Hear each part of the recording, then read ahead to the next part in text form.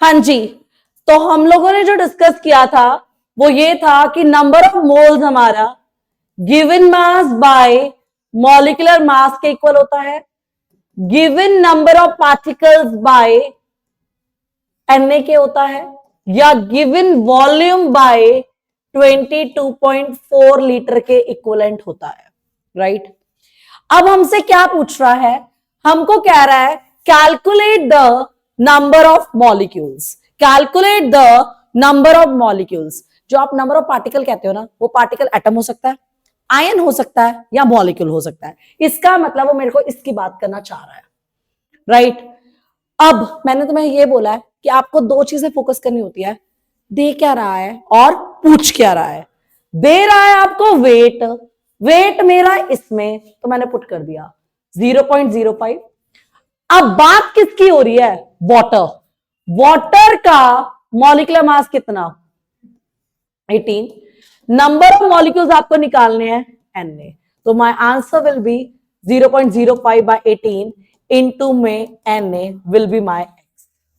कोई प्रॉब्लम, कुछ भी नहीं करना, आपको सिर्फ दो बातों पे फिक्स रहना है, पूछ क्या रहा है, दे क्या रहा है। जैसे पूछ रहा है वो मेरे से मॉलिक्यूल्स, उठा लो ये वाला पार्ट, दे क्या रहा है मुझको, वेट, उठा लो ये वाला पार्ट और अप्लाई कर दो। क्लियर, क्लियर ये वाली बात। नेक्स्ट भाई, ये क्वेश्चन जेई वालों के लिए है या नीट वालों के लिए है। सीबीएसई इस टाइप के क्वेश्चंस नहीं पूछती। ये वाला क्वेश्चन जेई वालों के लिए है या नीट वालों के लिए है, सीबीएसई ऐसे क्वेश्चंस नहीं पूछती। जिनको सीयूईटी भी देना है वो भी प्रिपेयर करिएगा। सुन लो क्या कह रहा है, ऑक्सीजन और nitrogen are present in a mixture. ठीक है, मैंने ये मान लिया उस मिक्सचर का वेट W होगा, समझने में कुछ नहीं जा रहा। ऑक्सीजन और नाइट्रोजन प्रेजेंट है मिक्सचर में, मैंने ये मान लिया उस मिक्सचर का वेट कितना हो गया, W। अब इसमें अमाउंट ऑफ ऑक्सीजन कितना, देखो मेरी बात समझना, ऑक्सीजन 1, पहले ऑक्सीजन है ना 1, ठीक है, W का हिस्सा 5th पार्ट। वाई, क्योंकि रेशियो क्या है बेटा, 1:4, ऑक्सीजन इज टू नाइट्रोजन, तो ऑक्सीजन का हिस्सा कितना 1, टोटालिटी कितनी 5, of what W, of what W, समझ गए।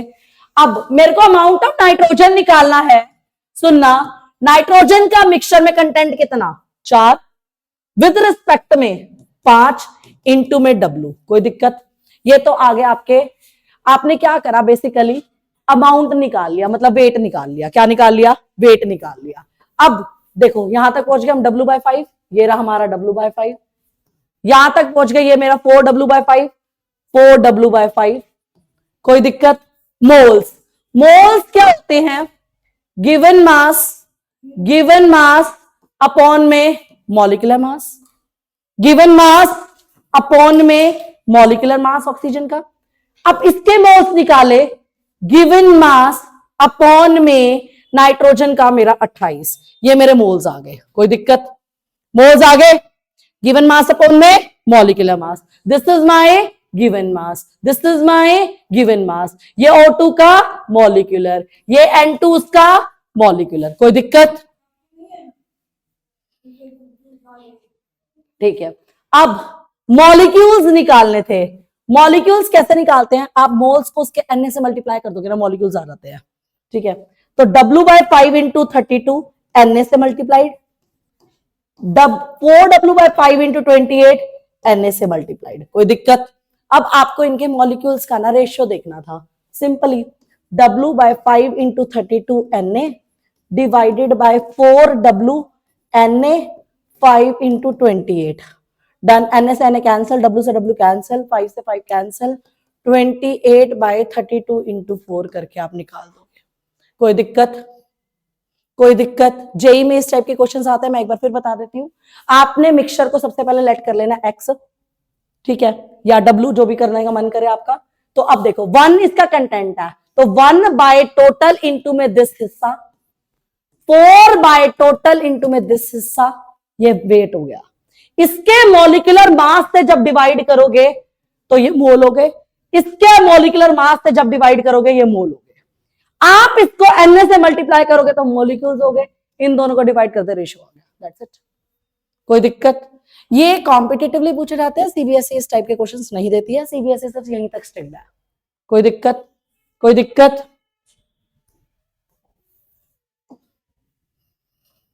ओके अब नेक्स्ट, सबसे पहले आप लोग वही फॉर्मूला लिखो जो आप जानते हो, नंबर ऑफ मोल मैं साइड में लिख रही हूं, given mass over molecular mass given number of particle over Na which is equal to given volume by में 22.4 लीटर, राइट?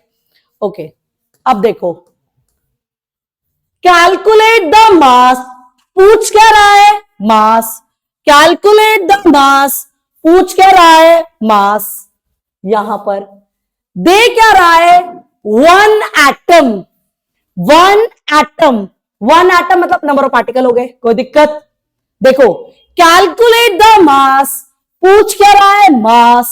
वन एटम मतलब इसकी बात कर रहा है। देखो, सबसे पहले मैंने गिवन मास को एक्स लिखा, ओके।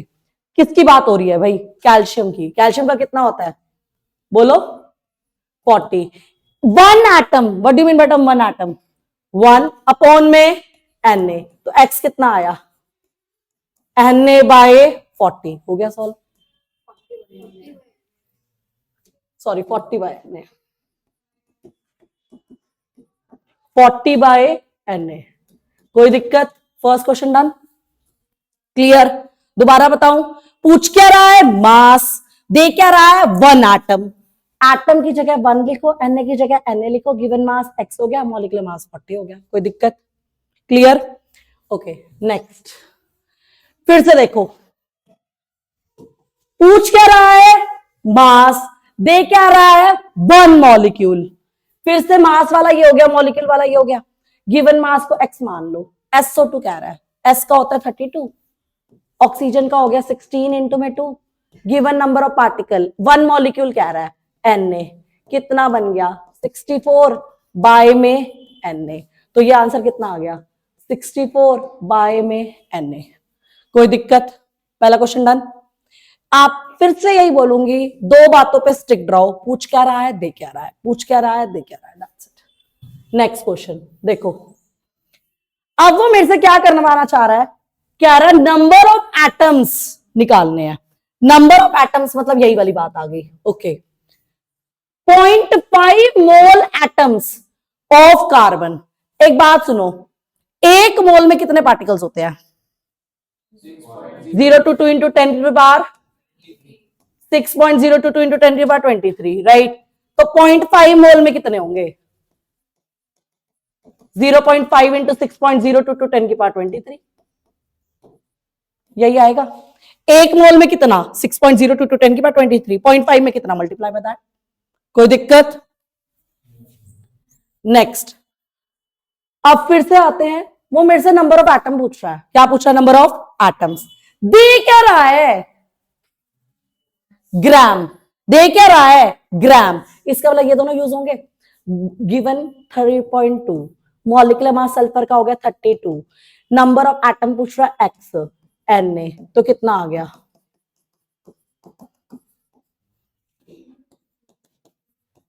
कोई दिक्कत? कोई दिक्कत? नेक्स्ट पे चलो, पूछ क्या रहा है? बताओ मेरे को, पूछ क्या रहा है? नंबर ऑफ एटम्स, इसको लिखा एक्स, Na, ओके। ये बेसिकली पहले मॉलिक्यूल निकलते हैं। क्या निकलते हैं बेटा? मॉलिक्यूल, क्योंकि ग्लूकोज मॉलिक्यूल है, पहले मॉलिक्यूल निकलते हैं। क्या निकलते हैं? मॉलिक्यूल, क्योंकि ग्लूकोज क्या है? मॉलिक्यूल। अब इसका वेट बोलो, 18 है। कितना है? 18, तो कौन सा लगेगा? मास वाला। और मैंने कल तुम्हारे को ग्लूकोज का मॉलिक्यूलर मास लर्न करवाया था, कितना था? 180। कितना था? 180। कोई दिक्कत? सुनो, ये कितना आ गया? 10, ये बनेगा 6.022 into 10 to the power 22 molecules. कोई दिक्कत?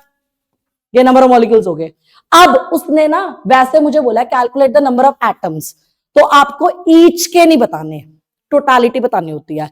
लेकिन कई बार क्वेश्चन ये आता है ईच के पूछता है। जैसे अगर मेरे से कोई पूछे नंबर ऑफ कार्बन एटम्स, तो भैया कार्बन कितने हैं? 6, तो ये आंसर हो जाएगा 6 into दिस। अब उसने मेरे को बोला number of hydrogen atoms, hydrogen कितने हैं? 12 into दिस। उसने मेरे से पूछा number of oxygen atom, oxygen कितने हैं, कितने हो गए 6 इंटू 6.022 इंटू 10⁻22। अब अगर वो मेरे से पूछ रहा है टोटल नंबर ऑफ एटम्स, तो भैया क्या होगा, इन सबको ऐड कर देना, कोई दिक्कत, कोई दिक्कत। मॉलिक्यूल्स निकलते हैं फिर नंबर ऑफ एटम से मल्टीप्लाई हो जाता है, मॉलिक्यूल्स निकलते हैं फिर नंबर ऑफ एटम से क्या हो जाता है, मल्टीप्लाई, कोई दिक्कत। ओके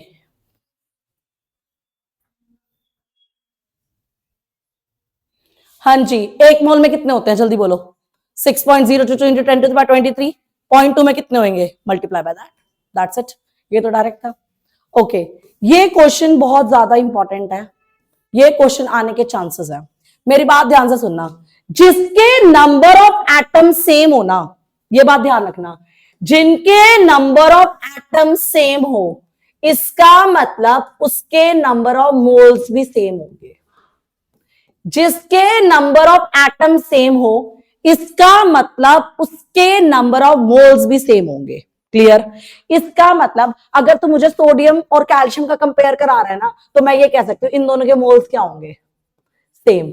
और मैं ऐसे क्यों कह रही हूँ कि मोल्स सेम होंगे, क्योंकि उनके नंबर ऑफ एटम्स क्या है, सेम। तो जिनके नंबर ऑफ एटम सेम होते हैं उनके मोल्स भी सेम होते हैं, उनके मोल्स भी क्या होंगे, सेम। और एक बात बता, वेट दे रहा है तो मैंने क्या करा, नंबर ऑफ मोल्स सोडियम के निकाले, क्या होगा, given mass bye it's molecular mass, यानी कि एटॉमिक मास लेंगे हम, क्योंकि एटम की बात हो रही है।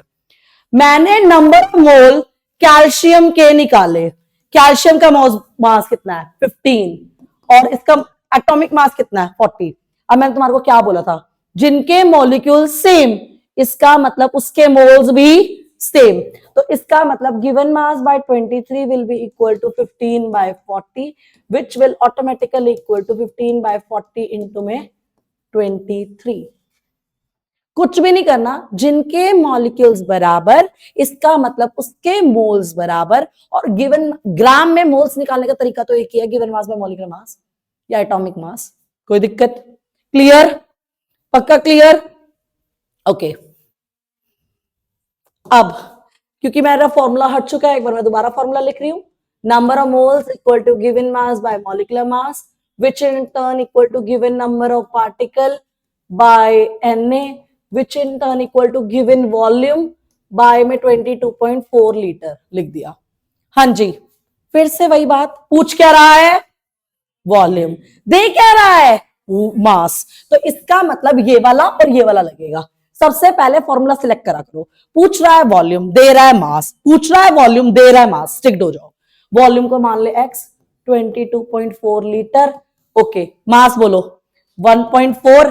वन थिंग मोर, अब बच्चों का कंफ्यूजन ये आती है, इन्होंने तो वर्ड नाइट्रोजन ले लिया, n एटम ले या n2 ले, तो मेरी बात ध्यान से सुनना, वॉल्यूम ना जब आप निकालते हो ना गैस की होती है, वॉल्यूम मतलब एग्जैक्ट वॉल्यूम हम किसकी निकालते हैं, गैस की, और गैस n नहीं होती, गैस क्या होती है, n2। प्लीज बी फोकस्ड, समझ गए मेरी बात, वॉल्यूम किसकी होती है, गैस की, समझ गए। अगर वॉल्यूम गैस की है तो वॉल्यूम गैस के तो आप एन एटम नहीं लोगे, n2 मानोगे, क्या मानोगे, n2। तो इट विल बी 28। तो my answer will B 1.4, 28 into 22.4 which will be x। कोई दिक्कत? हटा दो इसको। नेक्स्ट, फिर से स्टिक हो जाइए, पूछ क्या रहा है, वॉल्यूम, आ जाओ, दे क्या रहा है, मॉलिक्यूल्स, पूछ क्या रहा है, वॉल्यूम, उसने दिया क्या, मॉलिक्यूल्स। मैं भी गई फटाफट से, मैंने इसके मॉलिक्यूल पुट करे इस तरीके से, और मुझे पता है Na क्या होता है 6.022 इंटू 10⁻22, और गिवन वॉल्यूम मेरे को निकालना था, 22.4 पुट करा, ये वाला फैक्टर कट गया, और कितना आएगा 10⁻2 22.4x। कोई दिक्कत? कोई दिक्कत? Simply done. फिर से कहूंगी दो चीजों पे स्टिक रहो, पूछ क्या रहा है, दे क्या रहा है, पूछ क्या रहा है, दे क्या रहा है। नेक्स्ट, हाँ जी, पूछ क्या रहा है, वॉल्यूम, दे क्या रहा है, मोल्स, पूछ रहा है वॉल्यूम, दे रहा है मोल्स। तो 0.2 will be equal to x by 22.4, so my answer will be 0.2 into 22.4x। कोई दिक्कत? कोई दिक्कत? ऑलवेज बी स्टिक्ड पूछ क्या रहा है, दे क्या रहा है, पूछ क्या रहा है, दे क्या रहा है, दैट्स इट। ओके नेक्स्ट सुनना, मेरे पास ना 3 मोल्स ऑफ इथेन थे C2H6। मेरे पास 3 मोल्स इथेन के थे, और प्लीज इस वाले क्वेश्चन को थोड़ा ध्यान से समझना, क्योंकि एनसीईआरटी बैक एक्सरसाइज का क्वेश्चन है, और जब क्वेश्चन एनसीईआरटी का आ जाता है तो आने के चांसेस होते हैं। सुनना, 3 मोल्स ऑफ इथेन मैंने लिख दिया, कोई दिक्कत? मुझसे पूछ रहा है इसमें कितने मोल्स कार्बन के है, मैंने कहा अभी बताती हूँ। सुनो, इसमें कार्बन देखो है कितने, पहले ये देखो, 2, तो 2 इंटू 3 6 मोल्स ऑफ कार्बन, ऐसे निकालते हैं, नंबर ऑफ एटम्स से मल्टीप्लाई कर देते हैं। समझ गए मेरी बात? मेरी बात दोबारा सुन लो, इसने बोला 3 मोल्स इथेन के हैं, कार्बन के कितने होंगे, कार्बन का कंटेंट देख कितना है 2, तो 2 3 का कितना हो जाएगा बेटा 6, दैट्स इट। अब उसने मुझे पूछा number of moles of hydrogen atom कितने होंगे। सुन मेरी बात, H कितने हैं 6, टोटल मोल्स कितने हैं 3, 3 6 कितना हो गया 18 मोल। कोई दिक्कत? क्लियर? नेक्स्ट, उसने मुझे बोला number of molecules of ethane निकाल दो, मैंने कहा ठीक है। अब उसने मेरे को इथेन बोला, तो अब मैं ऐसे नहीं कर सकती, number of moles will be equal to given number of particle upon में क्या आ जाएगा बेटा, Avogadro number. Number of moles कितने थे मेरे 3 इज द आंसर। कोई दिक्कत? जब मुझे उसने 3 मोल C2H6 के बोला, उसमें मुझसे उसने 2 कार्बन के पूछे, तो 2 3 6 हो गया। जब उसने मेरे को 3 मोल्स इथेन के बोला, उसमें हाइड्रोजन 6 थे, तो 3 6 18 हो गया। लेकिन अब उसने मेरे से मॉलिक्यूल पूछ लिया, तो मेरे को फॉर्मूला लगाना पड़ा। कोई दिक्कत? कोई दिक्कत?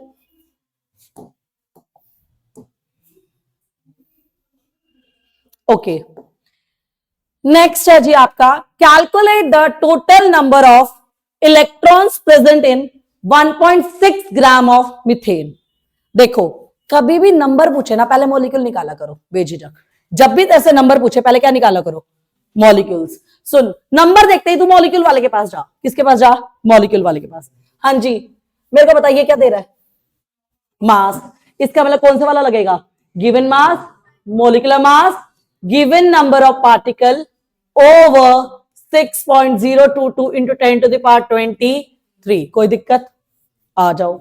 Methane it is CH4, carbon का जी 12, हाइड्रोजन 4 16, 1.6 बाय 16, इसको मानो x, ये आ गया 6.022 इंटू 10 टू द पावर 23।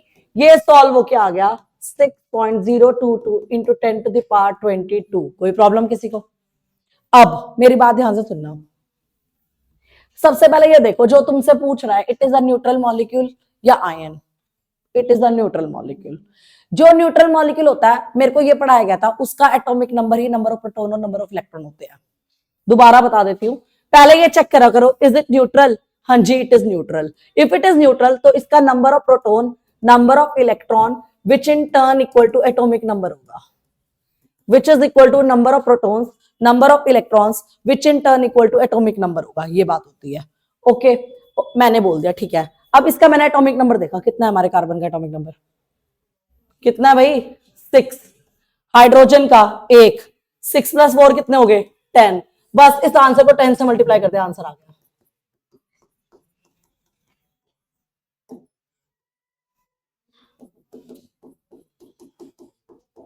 कोई दिक्कत? कोई दिक्कत? नंबर ऑफ मॉलिक्यूल्स निकालो, उसके इलेक्ट्रॉन काउंट कर ले, इलेक्ट्रॉन काउंट करने के बाद उसको मल्टीप्लाई कर दिया, आंसर आ जाएगा तेरा। कोई दिक्कत? ठीक है। नेक्स्ट, हाउ मेनी मॉलिक्यूल्स, देखो पूछ क्या रहा है, नंबर, दे क्या रहा है, मास। ऑलवेज टिक्ड कि आपसे पूछ क्या रहा है, आपको दे क्या रहा है, ऑलवेज टिक्ड ओवर देयर। हाँ जी, mass, given mass over molecular mass which in turn equal to given number of molecules upon में Na। कोई दिक्कत? हाँ जी, गिवन मास कितना है भैया 50, मिलीग्राम बोले तो 10 टू द पावर -3 ग्राम्स। भैया आप पता है क्या, यूनिट हमेशा सेम में रखनी होती है, तो यूनिट हमेशा सेम का मतलब है आप यहाँ पे मास ग्राम में लेके चलोगे, मिलीग्राम है या माइक्रोग्राम है, यू हैव टू कन्वर्ट। तो मिली है तो you have to convert into gram, जो कि 10 के पावर -3 का फैक्टर आएगा। मॉलिक्यूलर मास बोलो इसका 180 इंटू में Na, which will be equal to given number of molecules। कोई दिक्कत? कोई दिक्कत? चलिए, next is calculate the average atomic mass, ये कल का टाइप 1 हो गया शायद, है ना, एनसीईआरटी का क्वेश्चन था, इसे दोबारा डाला हुआ है इस टाइप में। तो वो पूछ रहा है calculate the average atomic mass, और टाइप 1 वाला पूछ रहा है ये। तो एवरेज एटॉमिक मास का आपका फॉर्मूला क्या बनेगा, सुनो, इस क्लोरीन का परसेंटाइल कितना, 35 इंटू 75.77, क्योंकि परसेंट है तो नीचे क्या आ जाएगा 100, यही सिखाया था। फ्रैक्शनल अबंडेंस में 100 नहीं आता था, परसेंटेज में 100 आता था। 37 का कंटेंट कितना, 24.23 डिवाइडेड बाय 100। कोई प्रॉब्लम, क्लियर।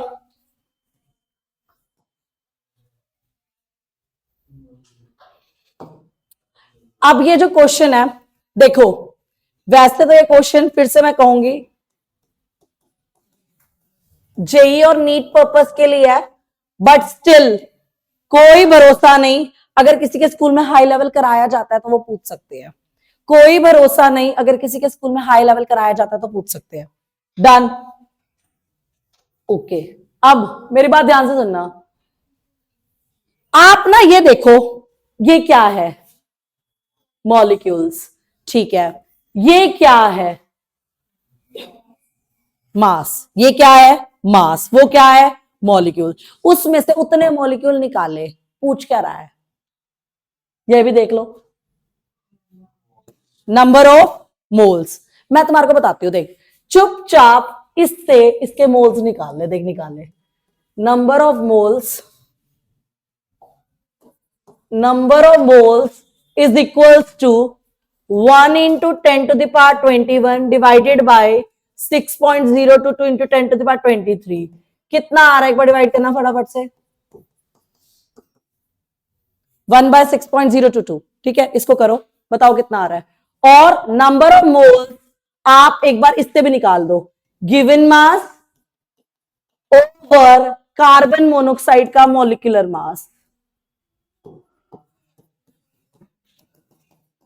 ये इतना आ रहा है, कितना बन रहा है ये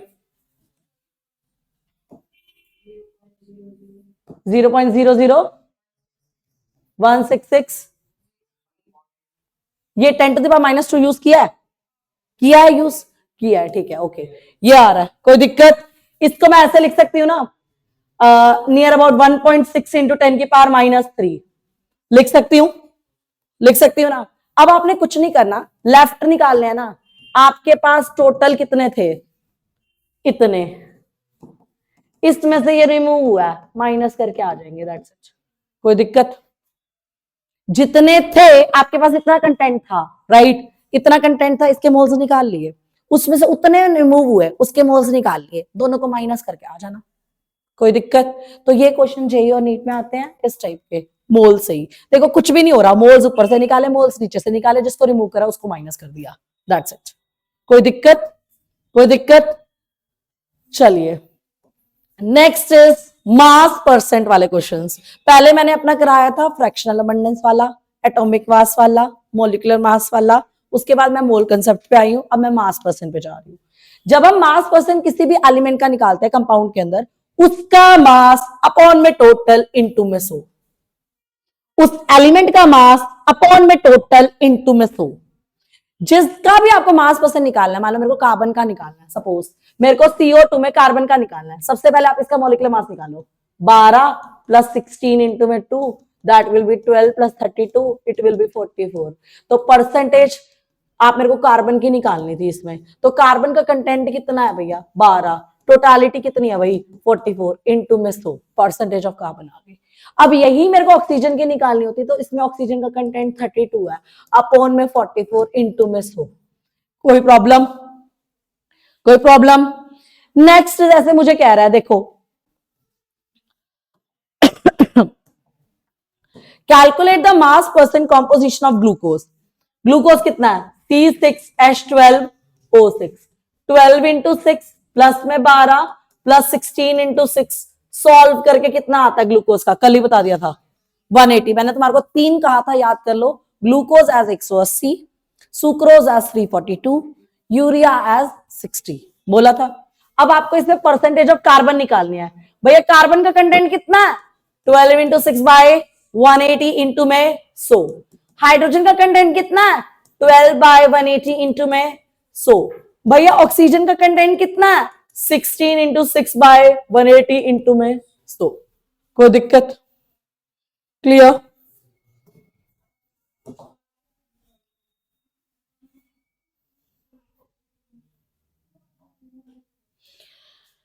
Okay. Next is calculate the percentage composition of the following compound. हाँ जी, क्या बन गया आपका? NH2 CONH2 ये है, राइट? अब आपने परसेंटेज कॉम्पोजिशन ईच एलिमेंट की निकालनी है इस कंपाउंड के अंदर। यहां पर N कितने हैं भाई? 2। H कितने हैं भाई? Carbon 1, oxygen 16। कितना बन रहा है भाई? कितना बन रहा है? 60। अब तेरे को परसेंटेज ऑफ एन निकालनी है, तो 28 बाय 60 इंटू में 100। तुझे परसेंटेज ऑफ हाइड्रोजन निकालनी है, 4 बाय 60 इंटू में 100। तुझे परसेंटेज ऑफ कार्बन निकालनी है, 12 बाय 60 इंटू में 100। तुझे परसेंटेज ऑफ ऑक्सीजन निकालनी है, 16 बाय 60 इंटू में 100। मतलब उसका मास अपॉन में टोटल इंटू में 100, उसका मास अपॉन में टोटल इंटू में 100। That's it. Clear? Clear? Okay. अब जरा इसको ट्राई करो, करना इसको ट्राई। ये दोनों क्वेश्चन ट्राई करो, 2 मिनट दिए तुमको। स्टार्ट।